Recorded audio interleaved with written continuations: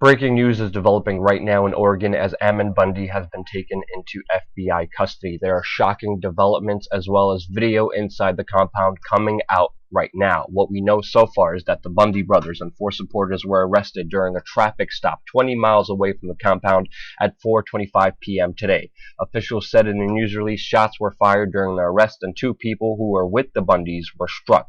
One of them died and the other one was taken to a nearby hospital. Officials did not say who fired the shots first or if there was an exchange of gunfire. We know when there's incidences like this, police officers and federal officials usually make it very clear that they were fired upon first.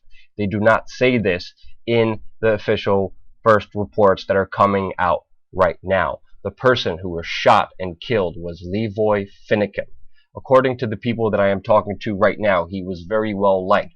He was pretty reasonable. He was soft-spoken, kind, and a family man. He leaves behind 11 kids that he fostered and his wife.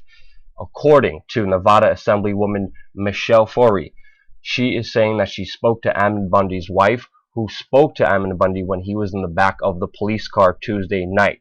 And according to this Nevada Assemblywoman, she is saying that LaVoy Finicum was cooperating with the police and had his hands up in the air.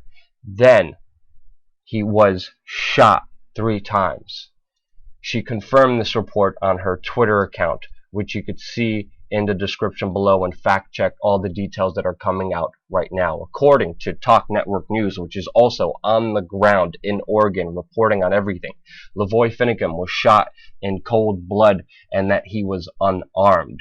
Ryan Payne was also shot during the federal ambush and is currently in critical condition in the hospital. Pete Santilli was actually on the ground live streaming. He was in the hospital. He was trying to get information and news as everything was developing. He tried to go to the compound in Oregon in order to get the children and women out of the compound before the feds raided it in order to save their lives. You could see him in this video, which you could also link in the description below. You could check out all the sources. You could check out everything we're saying.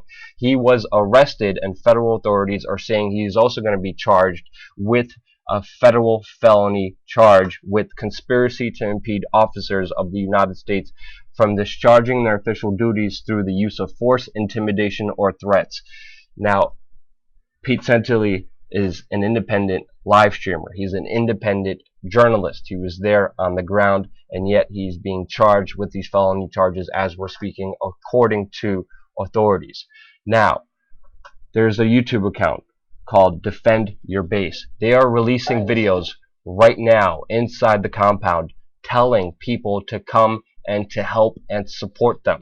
They are releasing other videos asking for help, saying that this is the battle time. This is an extremely dangerous situation because, as we know, there are tens of thousands of militia members out there. They are big groups who swear to protect each other.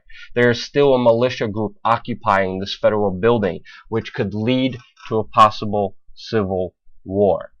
We can only hope and pray there's an explanation for what is happening, that there's more information, that there's more facts to this case. It is still developing as we're speaking, and the only thing we could do right now is hope and pray that this does not lead to more violence.